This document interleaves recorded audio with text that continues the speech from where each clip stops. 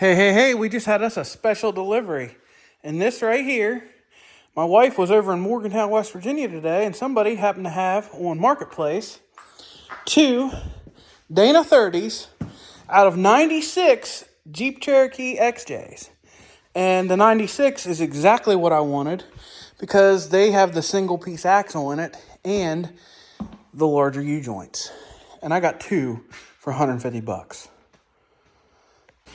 Well, new discovery. The coil springs out of the Geo are smaller than what go onto a Cherokee, just slightly. All right, check out this parts haul I got today. I got all this stuff here for free. These are front and rear springs and shocks off of a Jeep Wrangler JK. A guy at work put a lift on his and had all the stock stuff, and he gave it to me.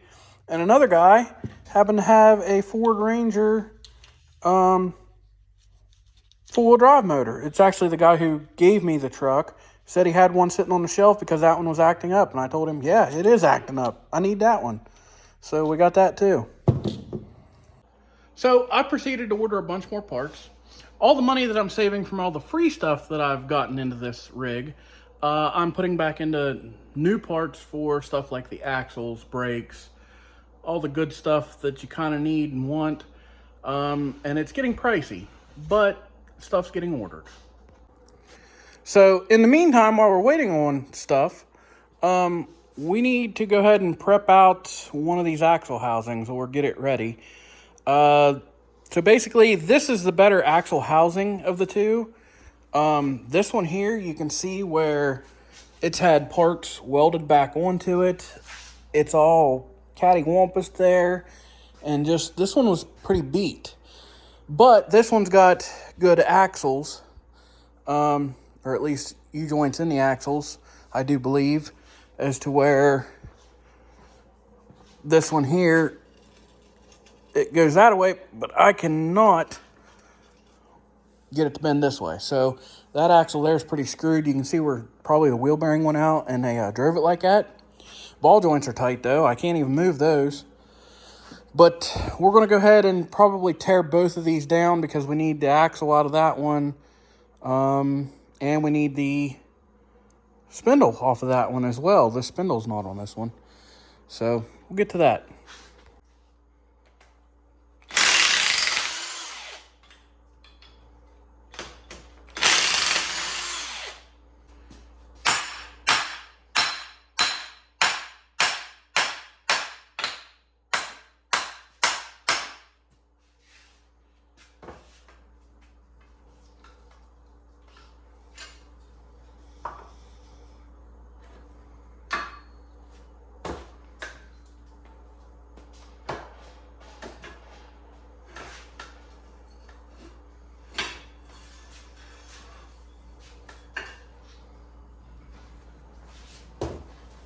And we'll worry about getting that wheel bearing off there here in just a second.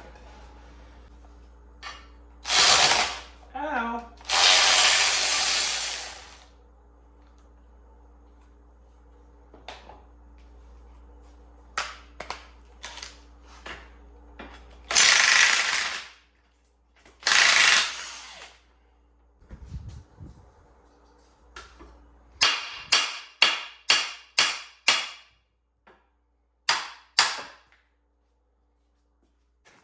So I got the parts I needed off of that axle. I'm going to go ahead and completely strip this one down because we've got a lot of parts that's going into this one. And I've got to completely take this one apart. The freaking pinion don't even want to turn unless you smack it with a hammer. So either the pinion bearing's bad or somebody got the preload all jacked up on this thing. But everything worked. Like whenever I had the axle shaft in there, I mean, I could spin this side and it would spin through to the other axle. So I know that the spider gears are working, but something's going on there. But I'll get her stripped down and we'll see what's in there. So funny enough, I pulled this pinion nut off here and I can spin this pretty easy now. I mean, it's got some drag to it, which is what to be expected, but I couldn't even move this with my hand before. So they had that preload just cranked clear down. So we went ahead and got the axle shafts pulled and we pulled the diff cover off. and we got in here, and everything looks good, like it's all good shape. It took me a minute to figure out what the gear ratio is. So basically, this says 3911 on it, so you divide 39 by 11, and that gives you the gear ratio, which the identification tag, it said right on it, 355 gears, and if you divvy that up, it comes out to like 354 or something, so that is correct. Unfortunately for us, it's a good thing that I ordered the correct parts today, because we can't use this. This is way too, I'm going to call it high of a gear, but it's got, gears are so screwed up. The lower the number, the higher the gear. The higher the number, the lower the gear. Well, this is too high geared for us. So we are stripping these clear out of here and everything. So considering since we've got to wait on parts, I'm going to take advantage of this and I'm going to clean all this up so we can paint it. I went ahead and did the diff cover already. You can see how nice shiny metal it is. We're going to paint that and then we will, I'll probably just pressure wash this. I don't think I'm going to, I'd like to sandblast it, but that ain't going to happen. But we'll probably clean it up some and then we'll paint it and we'll go from there.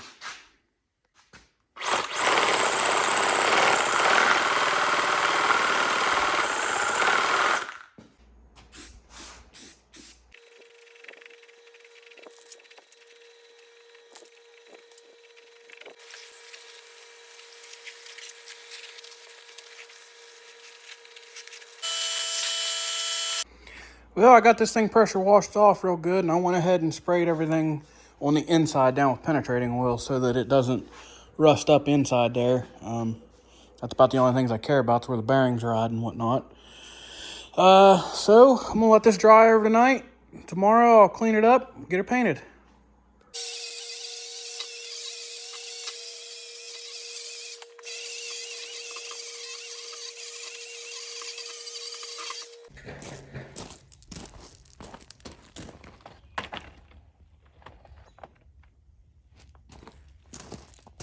All right, you got me. We're gonna try to sandblast it. I went ahead and covered up the pinion part real good. I put a diff cover back on it, the one off the other axle since I've already painted that one. And I stuffed rags in the axle tubes. It should take care of us, other than I just realized the vent hole's right there. I have to have something to shove in that vent hole. But then we should be able to blast this. So just as I got ready to start, it tried to rain on me again. So I moved the sandblaster inside the garage. I'm standing here in the doorway. Hopefully this will work. Well, that ain't too bad. I got that axle done, and I haven't even used a half a bag of sand yet. I'm gonna go ahead and move this out and get the knuckles. I did not take this clear down to bare metal in every spot because I don't care. I'm painting it. That's why I just wanted the rust off of it so the paint would stick.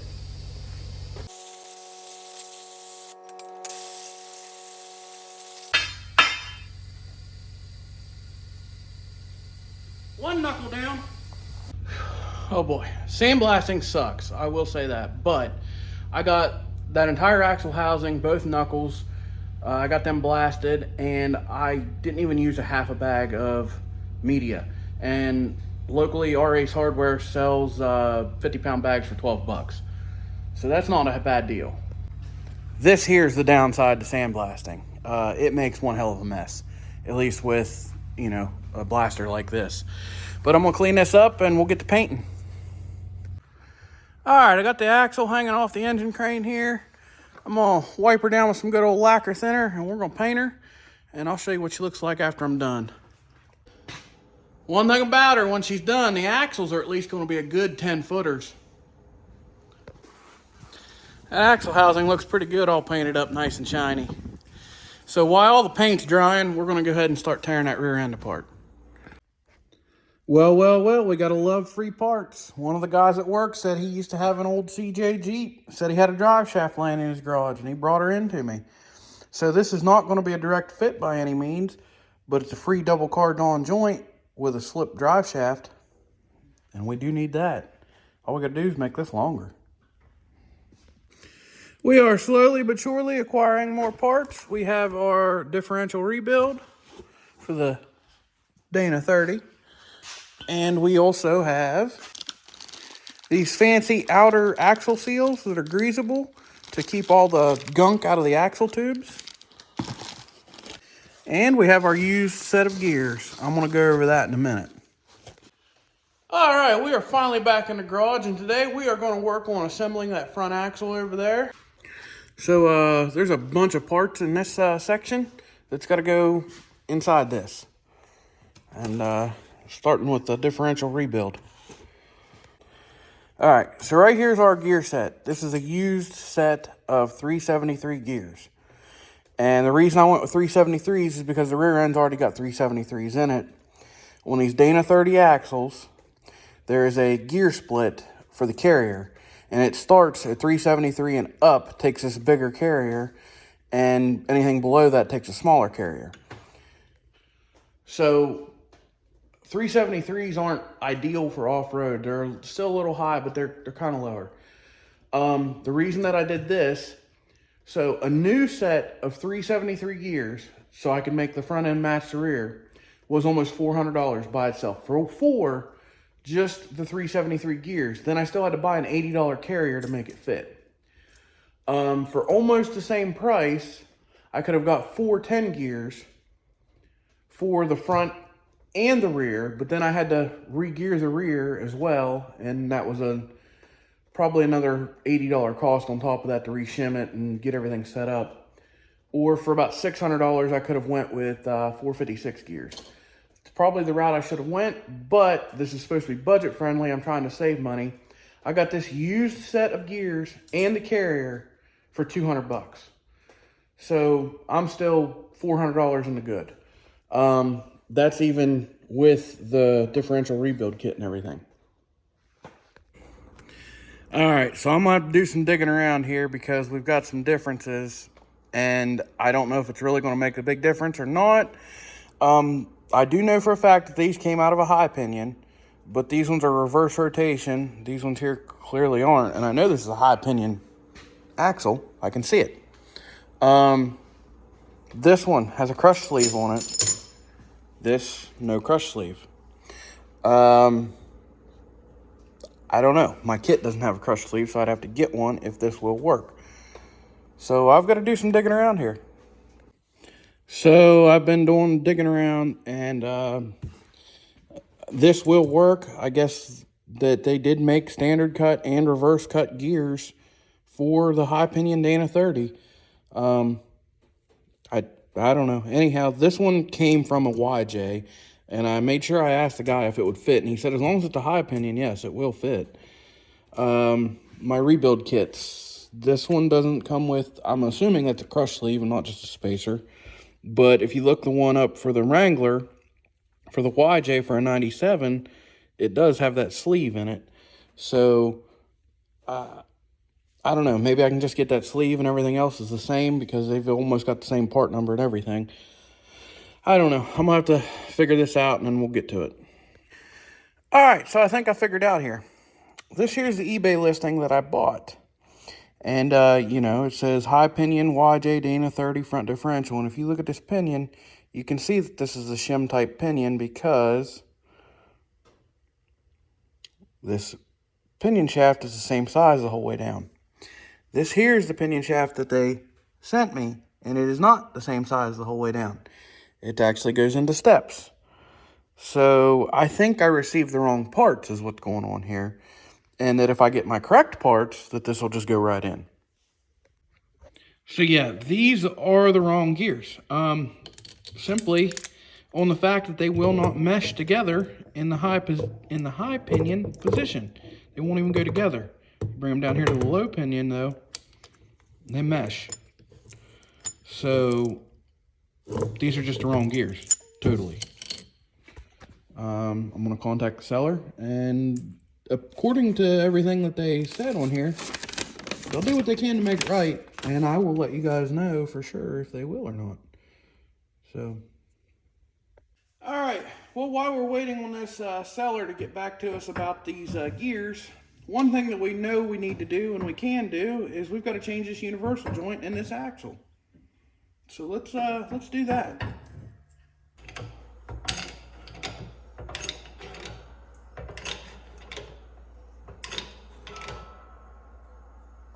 Wow.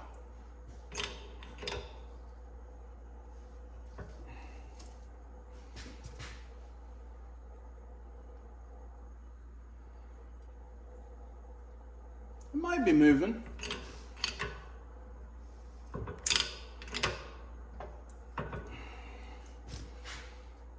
Maybe not.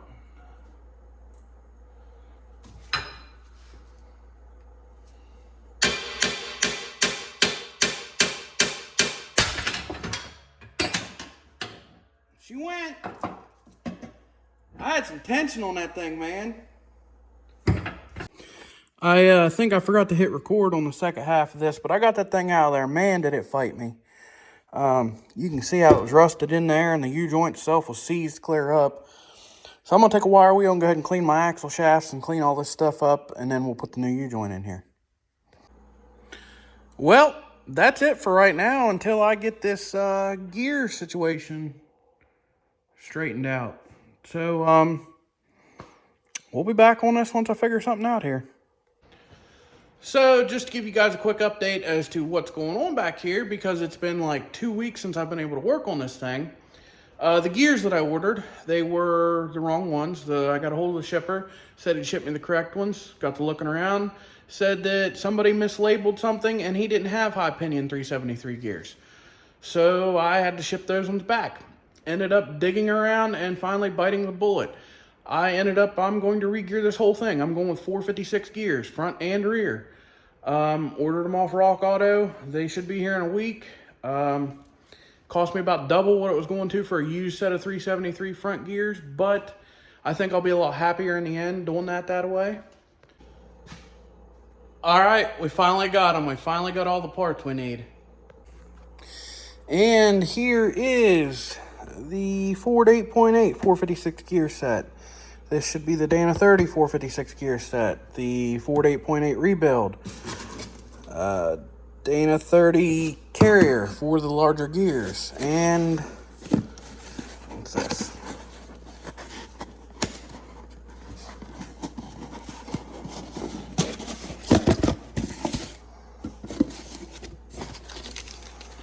And this here's our notched cross pin for the Ford 8.8 because the larger gears required this. I don't know why, but they did. Here's the brand new shiny Dana 30 gear carrier. So first thing we need to do, we should probably get our spider gears out of the one that came in this and swap them into this. Just for reference, this entire table right here is filled full of parts just for these axles. Oh yeah, looky there. And there's our new ring and pinion, and this is the correct pinion. As you can see, it doesn't have that stupid crush sleeve spot on it. So these ring gears, these are Dorman brand, and they don't have any markings telling me what the gear ratio is, so I need to check this first. So I just got to count all these teeth and count all these teeth and divide it, and that'll tell me. And there are 41 teeth on this one and 9 teeth on this pinion. So, and 41 divided by 9 is 4.5555, so 456 gears. Cool, good to go. So this here's that stock carrier on that Dana 30. And what we need to do, we're gonna have to pull the ring gear off, and then there's a roll pin down in this hole right here. I don't know if you guys can see that. But you gotta knock that out so that the center pin will come out, and then we can have our spider gears out of it.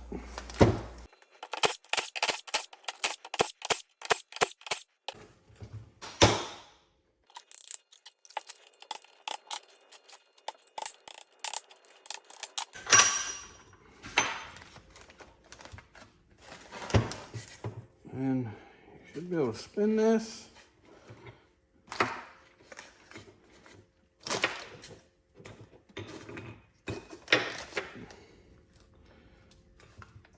And out comes all the parts we need.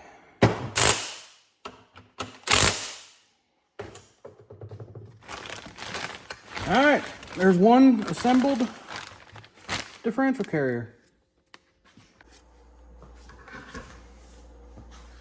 All right, we've got the differential carrier and the pinion gear in the freezer cooling down. So whenever we try to put the bearings on it, we can heat them up a little bit and they should just go right together. For now, we should try to get these two old races out of this differential housing. So I'm probably going to try to knock the inner one down, we'll roll this axle, and then knock this one out this way. Shouldn't be a big deal. I do have a seal driver kit, a race and seal driver kit, so we'll see how this goes.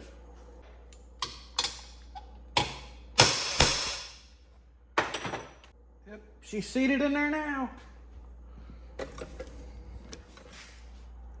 See, there's the bearing race seated down in there now.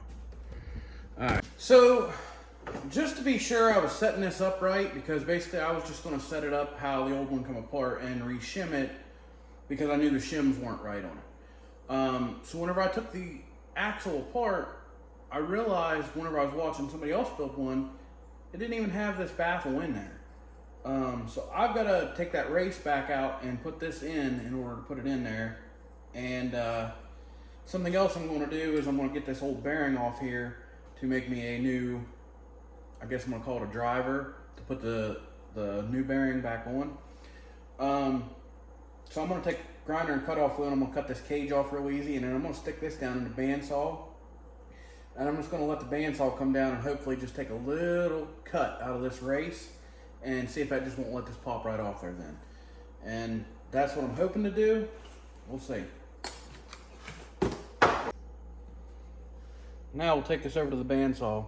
I could take the cutoff wheel and just try to go down through here and hopefully not damage this. I don't need this old pinion, but I still don't want to screw it up. I mean, I could go for that, but I think the bandsaw will do it a little cleaner. Ha! Bandsaw won't even freaking touch it. It didn't even scuff that bearing race. So I'm going to take the grinder and cutoff wheel and we'll go that route.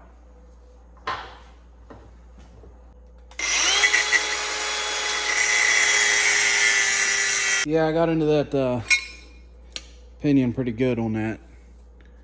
I don't know if you guys can see that or not. Yeah, but oh well, it's scrap anyhow. So we're going to go ahead and get ready to put this bearing onto our pinion. Like I said earlier, to make our lives a little easier, I put the pinion into the freezer, and I'm going to throw a little heat into this. Not a lot, this is just propane torch, but enough to make it expand some.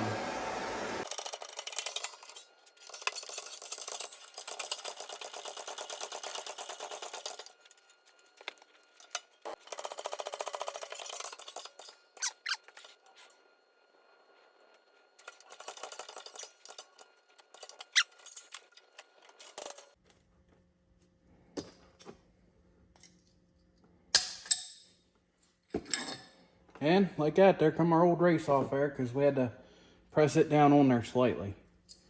But we got our oil slinger good and tight, so we're good to go with that part.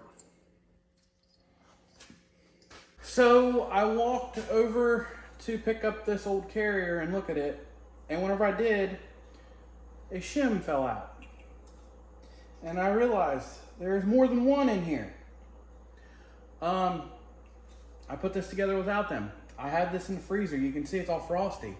So I've got to take this back apart and disassemble it and put these shims inside this.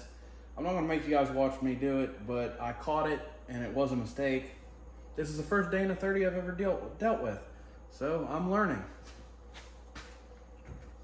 So I've got to waller the inside of this old bearing out, this old outside pinion bearing, so that we can slide it on and off easy to set up our pinion depth and stuff. I'm just using a carbide in the air and grinding it out of here. Well, I got this old bearing wallered out now. She slides down on here pretty easy, so it ought to go the right direction. It's got just a little bit of drag right there, and that's what you want. So it'll be able to take this in and out, and then whenever we do final assembly, we'll actually put the new one in here that fits tight. So I'm starting to get a headache thinking about all this stuff, setting this Dana 30 up. This is just, you got to put it together, take it apart, put it together, take it apart, and I need the shims off these old bearings, and I've got to figure out how to pull them without screwing everything up, and I don't know. So my dilemma is I need to get these bearings up off here, and I don't have a clamshell style bearing puller. I don't really want to buy a $100 or more. The cheapest one I can find is $100, up to like $500. I don't want to buy that tool just to do this one differential. I think I can build one myself, save a lot of money. I'm going to waste a little bit of steel, but I think it'll work. Let's give it a shot. All right, we got her all set up. Let's do number 2 here.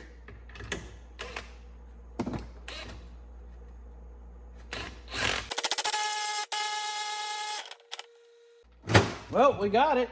I was wondering what in the heck flew out of there. Well, I chewed the tip of the puller thing off, but that doesn't bother me.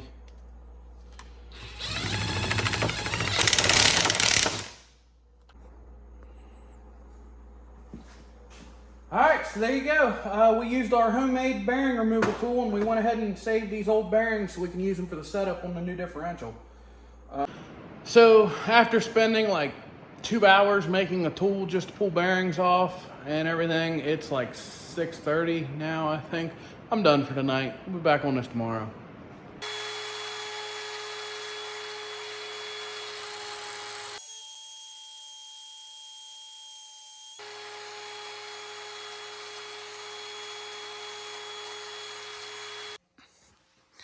All right, that was how I made the pinion setup race.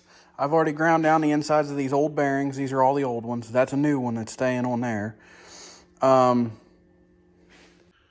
But basically, I've got to set the axle housing back up here. I've got to put stuff together, take it apart. I'm not teaching you guys how to put a Dana 30 together because this is my first time. Honestly, this looks pretty good to me. We're riding right in the middle of the gear, and it's got a good wide. Like, it's not just at one end, and it's not just a little bit. It's good and wide, and it's on the whole tooth. To me, that's good to go. I like it. I'm gonna tear this all back apart, put all the correct bearings back in it, and send it. If you look back there on the pinion, all the paint's riding right in the middle of it. I think I just got lucky as heck, but I'm gonna take it. It's good to go for me. We're ready to put this diff cover on this differential, and then we can finish assembling the rest of the axle. I'm gonna tell you now, this was not a how-to video. I can guarantee it wasn't. This was a how the heck I done did it. It may not have been right. It was right enough. It's gonna work. So yeah, there's one fully assembled Dana 30 axle. Is it correct? Probably not. Will it work? I sure hope so. The real sad part about this is we got another axle to go. We got a Ford 8.8 over there to rebuild too and re-gear. And all right, that's probably it for this episode. If you guys like videos like this, go check out the rest of my channel. Thanks for watching.